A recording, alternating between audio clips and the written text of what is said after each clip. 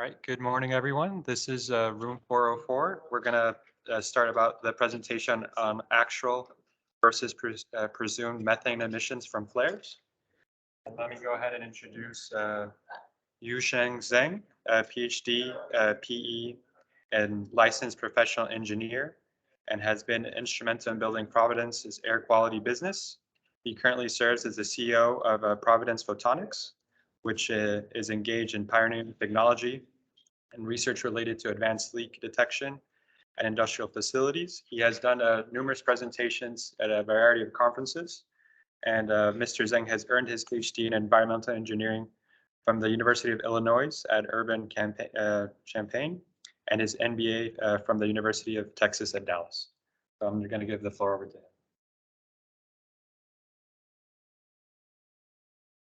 Thank you. Good morning, everyone.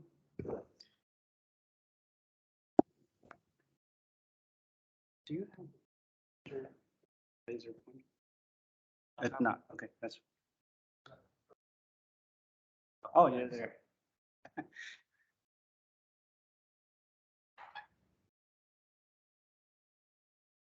Well, today I'm going to talk about methane emissions from flare. And we all know that emission from flare can be a significant part of methane emission, but it is hard to know exactly how much that's the thing. And here's I just find this interesting, this a satellite image that this part here is, this is Houston, here's Austin, and this area, all those small kind of glowing dots are the ones that in Eagle Ford flares seen from space, quite a bit. And this one here is a satellite image of a flare in offshore location. Well, the emission from the methane emission is calculated based on flow rate times the methane content concentration and times the destruction efficiency. So you can measure or estimate your flow. Measurement will be like a flow meter, or you can do engineering calculation, estimate that. The methane content is generally based on the gas composition. So typically for natural gas, anywhere between 70 to upper 90% or mid 90%. Destruction efficiency is the one that is really difficult to measure for flare. The presumed control efficiency is generally 98%. That's a pretty industry standard. Just applying that, you get your emission rate. But that is the highly variable that can make a huge difference between the actual versus presumed emission. So that's what I'm going to talk about that today.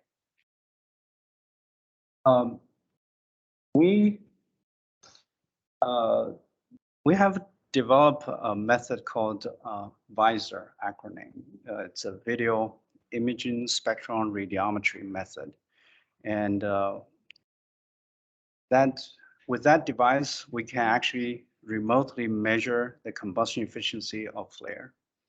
I have presented the other in the previous this conference previous years. I have presented that, so I'm not going to get into detail today on that. So if anybody has a question about that, you can give me your information. I can send you previous presentation. Maybe you can get that from the conference for the previous year. I don't know if that's still there, but that device has been validated, went through a blind test, and very extensively used. And so in the past, at this point, we have made another day, we kind of begin to do a statistics, just see, okay, how many flare measurement we have made and what's the distribution of that look like. So we thought, okay, that would be interesting. That's what I'm going to kind of present today. So far we made 438 flare CE measurement. And that number is going to, from the time we put this together here, and by the end of this week, we're going to probably add another 100. Because my colleague is right now in the field to make those kind of flare measurement. And we have measured upstream, midstream, downstream, all kinds of flares, air assisted, steam assisted, pressure assisted, or unassisted. So cover pretty much every kind of a flare, onshore, offshore. And our measurement is really a combustion efficiency. This device measures combustion efficiency, but we use the data from TCEQ study and our own study during what is called a PERF test, which is a test organized by industry to validate different, trying to validate different ways to measure flare combustion efficiency, and we participate that. Which is actually was a blind test, and which also kind of give us the confidence that we can measure this very accurately. But based on that, because they use the extractive sampling, so they can actually determine the destruction efficiency. So we use the data from the TCEQ study and the PERF study, and you can see there's a very strong correlation between this combustion efficiency and destruction efficiency. So we can calculate the destruction efficiency, which is control efficiency. And so with that, we can see, okay, what would be the methane emission? If we can measure the combustion efficiency, we can measure the destruction efficiency, then we can calculate what's the actual methane emission. So here's aggregate the result.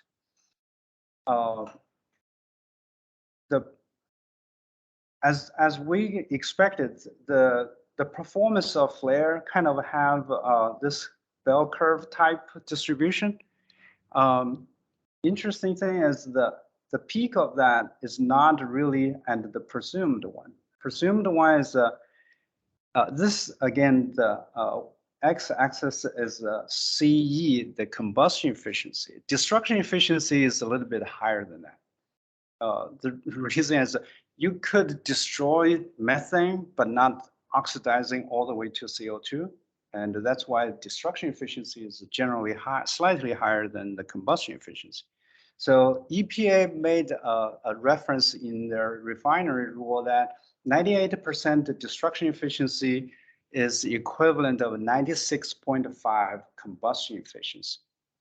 So, but in my previous slide there, we calculate it's roughly about 97% if you use that empirical equation. But anyway, it's somewhere around between 96 to 97. So that's where this presumed combustion efficiency is, which kind of equivalent to 98% destruction efficiency. And in this 400 some flare measurement, the combustion efficiency is actually a little bit better than this. Again, this is a randomly grabbed aggregate sample. There's no experimental design to make it representative of the whole population, but I think it's provide a very good data point, point of reference, because it has a decent size, over 400 measurement. Most of them is in this bin that is 98 to 99% here. So that can be quite different, because if you are talking about the 98% destruction efficiency, which implies a 2% of methane emission. If it's 99, it's a 1% methane emission. All of a sudden, you got an emission of 2 times higher or 50% lower, depends on which way you count them. And it is important. This is the slide I used the last year at this conference, but I think it's a very kind of illustrative. So if you're calculating methane emission based on presumed emission, that means your emission is always follow the same as your flow because it's just simply just 2% of flow. So in this chart, this line here is the first line, this kind of brownish one. This one is the flow rate on the primary. No, this is a methane emission, and that side is secondary is the flow rate. So flow rate and the methane emission, this orange line and this line is exactly same shape because it's just 2% of that. But in reality, when you over assist, like in this area here, no, in this part, this part represent over assist, and your combustion efficiency is low, but your emission and your emission is higher than this 2% calculation. Of course, this is our actual research and the research of flare, so we purposely make it not very efficient for just for the method validation or testing, all that. But when you have a high combustion efficiency with a high flow rate, your emission actually is lower. So the actual emission is this green line. It does not follow this orange line, which is calculated based on 2%. So typically, this is what we observe in the field, is especially upstream flares. When you have a high flow rate, if you use the current common practice, you will estimate a higher methane emission. But what we observe in upstream is when you have a high flow rate, usually the flare actually performs better. And then as a result, you could actually see a lower emission rate than when the flow is lower. So it's very interesting there. And well, the issue is then, okay, this kind of tells us that you should get much better result by actually measuring the flare instead of just making that kind of 98% presumed control efficiency. But then the question is, can you actually measure it? Well, the answer is yes. It used to be it's impractical to do that because you have to have in the TCQ 2010 study, they have a crane suspend a big pipe over the flame to extract a sample, all that. It is not practical in the field. But since then, we have developed a method that can remotely measure the combustion efficiency. And the method is, like I said, is a visor method. And we have a device, we call it Mantis. This device has been field tested, validated in different ways by different organizations. EPA has used that for flare inspection too. So we can actually remotely, very quickly measure the combustion efficiency and provide you the instant control efficiency and 1 second interval. And we are currently working on a different version that is not as sophisticated, but it can still do a pretty good job. We call it a Mantis Lite. It uses a less expensive sensor. And in last year's this conference, I gave a more detailed presentation about that.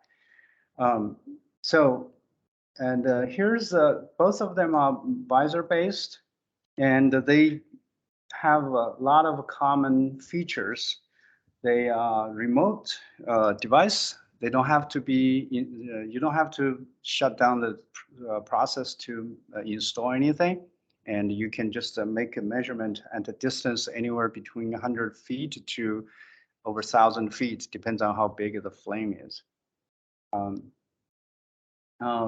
then it allows you to, if you want to put this as a closed loop control, you can do that. It almost like your flow meter, you can just tie that into your flow, your flare control system.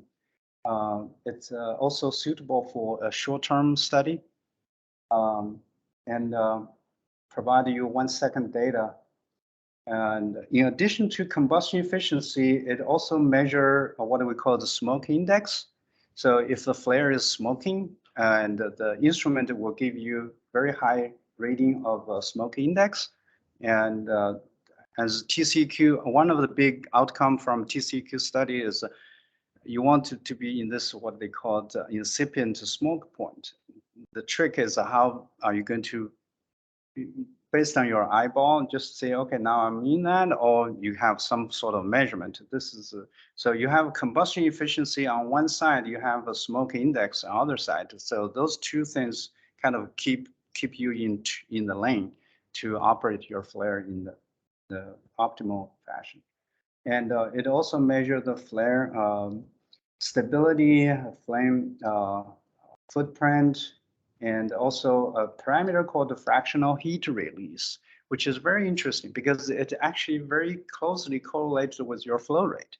As I will show you later, and we can actually measure the flow with the same device.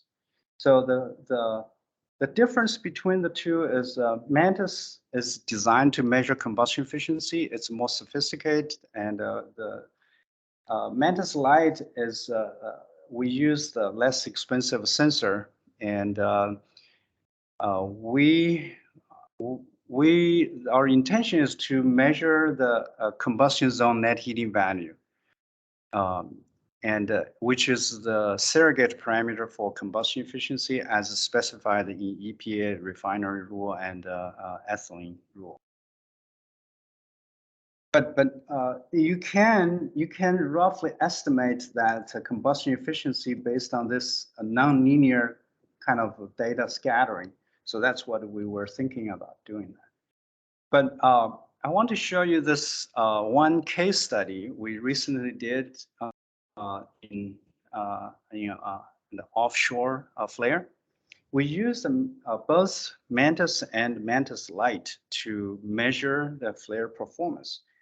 And at that time, Mantis Lite is still a prototype, so it was not able to monitor continuously. It just kind of grab sample. So the data point there is those kind of grab sample sporadically scattered.